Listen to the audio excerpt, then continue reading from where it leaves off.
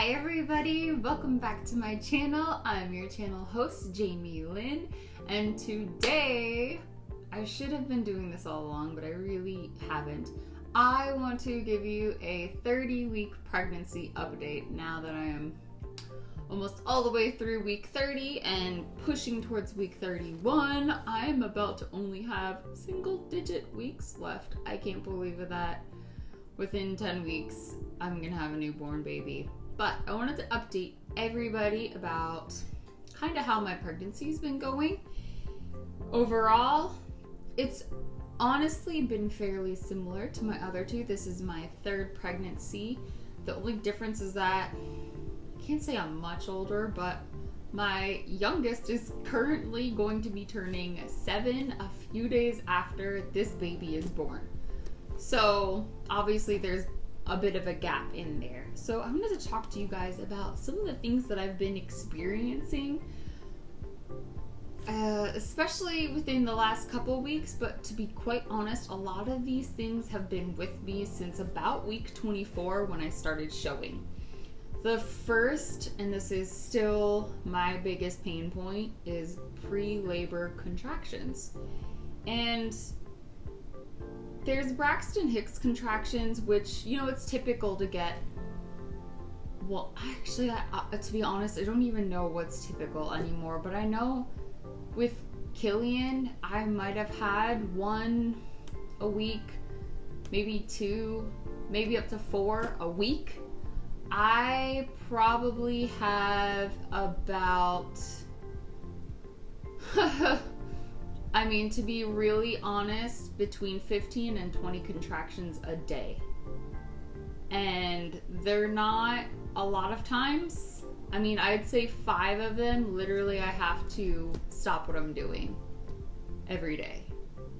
My doctor is totally aware of this. And every time I go in for my appointments, he does, you know, he'll just double check my cervix and everything and make sure I'm not thinning or dilating or anything like that. So everything to this point has been okay, but the contractions have been really interrupting to my daily day, especially because I work full time. So some days they're really, really bad. I have found though, if anybody else is suffering from this, Magnesium, it's the miracle worker. Magnesium is absolutely phenomenal. I drink Natural Calm. Actually, I'll show you exactly what I have. For my contractions, I usually have just a bottle of magnesium pills at my work that I just get over the counter. But Natural Calm is something else that I drink. You're supposed to mix it with water. I think it's, you start with half a teaspoon and work your way up to 2 teaspoons a day. I pretty much take 2 teaspoons of this every day and drink it. It's the anti-stress drink. It is certified non-GMO. It's vegan, restores healthy magnesium levels. Magnesium is, if you guys aren't already taking magnesium, this goes for whether you are pregnant or not.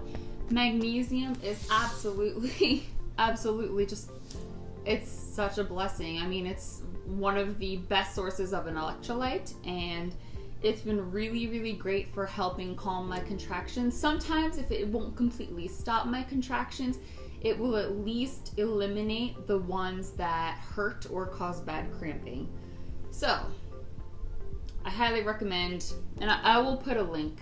I'll put a link in the description for Natural Calm, because honestly, it's been a lifesaver for me, quite frankly. And it's just it's so good for you, and it's so good for your baby. Moving on, this baby, my third baby, he has been my most active baby of all of them. He is a very, very active baby. His pregnancy, for the most part, a lot of the things that he does in utero and a lot of the symptoms that I've had remind me the most of my daughter's pregnancy when I was pregnant with Una. So honestly, I was really, really, really blown away and shocked when I heard that I was having a boy, because I thought for sure that this was another girl, because Chase that's his name, Chase, so far reminds me so much of Una. So now I'm just, yeah, and you never really know until they're born what they're going to be like. Now I'm just picturing having this little boy with Una's extremely intelligent and rambunctious person. She's not obscenely rambunctious. She was a very curious toddler, and she's just, Una's just wise beyond her years. Like, she is a very, very sophisticated woman trapped in a little girl's body, and she's been that way since the first breath she drew, and I'm not kidding. So I don't know if Chase is going to be like that at all. I don't know. Maybe he'll be like Killian. Maybe he'll be completely different. But so far, during the pregnancy, he has reminded me the most of Una, which I find to be very unique. Okay. Weight gain with this pregnancy. I haven't really experienced much weight gain at all. I'm still floating around 13 pounds total weight gain at 30 weeks. All of my rings still fit fine. In fact, I've been wearing these. I have 2 different mood rings, and I've actually been taking them off a lot because they've been falling off. So there's been no swelling or weight gain really at all. I am the poster child of all baby, which I already pre-recorded some of my bump pics. I mean, it's literally just belly. So I don't know if that's just a difference in age. I thought that since I was older, I would be more prone to gaining weight or gaining weight faster. And I would say with almost full confidence that I'm not eating quite as healthy as I did with Killian. I think I'm eating more similarly to how I did when I was pregnant with Una. So, but even with her, I had gained, I think with both of my kids, I gained 30 pounds or more, 30 to 35 pounds. So being 13, only having gained 13, in my first 18 to 20 weeks, I only lost weight. That's been really, really different. But I still don't really feel like I'm gaining any weight. I just feel like my bump is getting bigger. That's pretty much all I have to report on that. Also, along with that, no swelling. I haven't had any swelling, no swollen feet, ankles, legs, wrists, hands, nothing. But I think with both my other pregnancies, that was something that literally occurred within like the last 2 weeks. So, I'll expect that later. But at this point, and I am in the South now, my other 2 pregnancies were in Montana, so it's a lot hotter down here, and that is something else that I can report.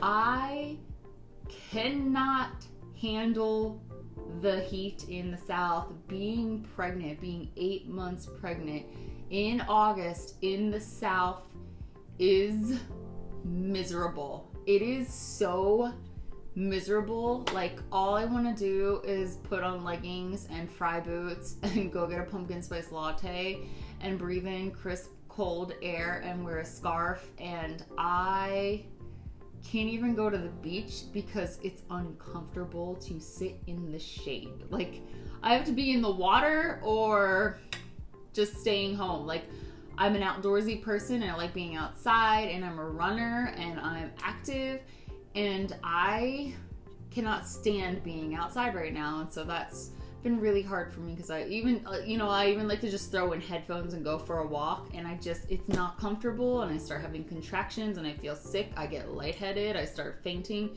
It's been a disaster. So, no. As far as appetite, food, cravings, and this is typical of all 3 now of my pregnancies, I never have any food cravings. The only times that I really experience cravings, and I noticed this most significantly after my daughter was born, it was like 2 to 4 days after my kids are born, I get really intense cravings. So with my daughter, I needed an omelet with jalapenos. And I mean, like, a jar of like the pickled jalapenos, Oh, I'm not kidding you, man. When I got that jar, I literally, like, half the jar went onto one omelet, and I was like a ravenous, like a crazy person. And, you know, it kind of like made me think, like, when pregnant women crave pickles, like, I think that was, you know, I like spicier food, so I think maybe that was it for me. But I get all my cravings and all my weird stuff happens to me, or tends to happen to me, postpartum, so after I've had my baby, rather than while I'm pregnant. So people always ask, what are you craving? What do you want? While I'm pregnant, I pretty much just have food aversions. There's still, at week 30, there are still smells that bother me. There were things that triggered me in the very beginning of my pregnancy. Like I said, I'm in the South. If I smell gumbo, I instantly want to throw up. Instantly. And gumbo is delicious. It's fabulous. But even the thought of it right now, I don't know if it's the texture or, like, you know, down here, I live right on the coast. It always makes seafood gumbo, and they put those little tiny shrimp in there. And it's literally the most disgusting thing that I can conceive in my brain right now to eat. I don't want anything to do with it. But I would totally kill for some, like, really good roux and some etouffee. Like, that sounds delicious. But gumbo and, like, little shrimp in there, no. I still have food aversions. There's still smells that really bother me. And that is not typical for me, even in pregnancy. But at 30 weeks, I'm still dealing with that. Heartburn. Holy Hannah.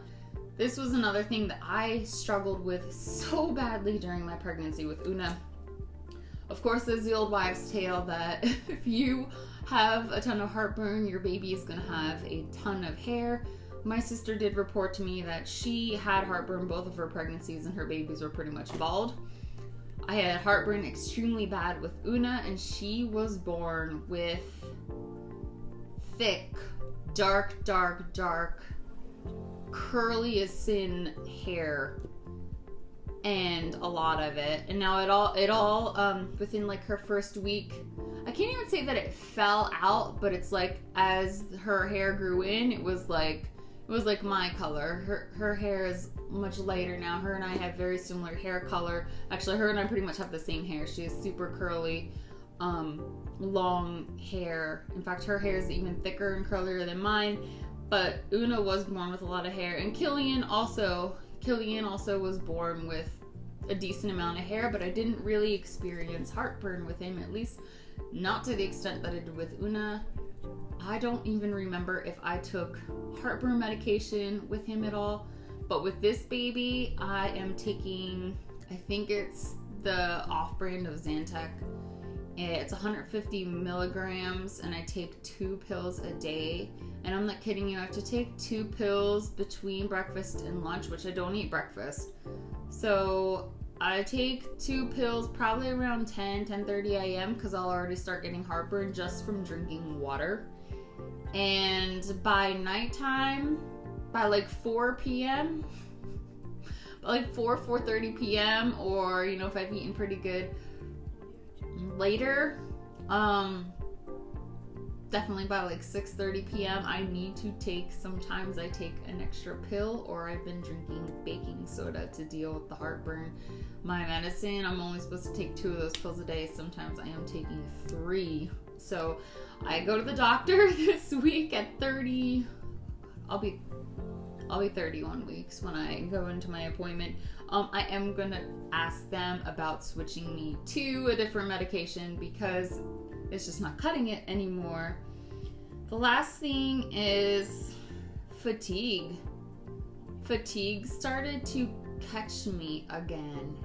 And at 30 weeks, I find that odd. If it was 37, 38, 39 weeks, I would be like, okay. But, like, I really feel like, I told my boyfriend this the other day. I was telling Brandon, I just said, you know, I feel like it's the point that I'm at where this is like a week or 2 before I have my baby. That's really what it feels like. I've been having really bad contractions again, especially within this last week. I've been cramping so bad, my quads will cramp, and that is so painful.